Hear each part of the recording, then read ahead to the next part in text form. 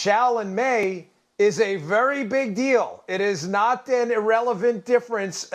The shall issue versus may issue status of CCWs, concealed carry weapons permits as well, is basically, how do I describe this? It's basically you either have access to a firearm under the Second Amendment or you don't.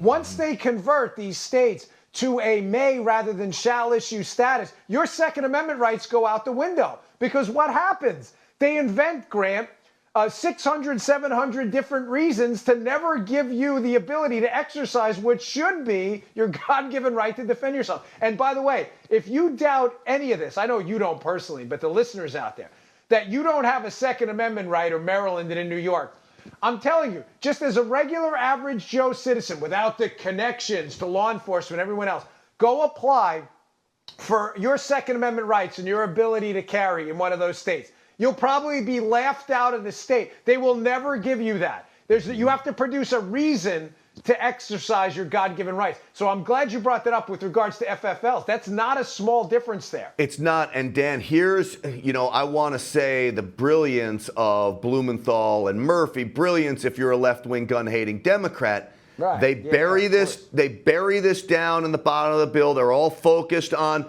penalties for gun dealers that screw up. And then it's one tiny, simple line. And it says in the existing law, in Section 1, number C, change from shall to may.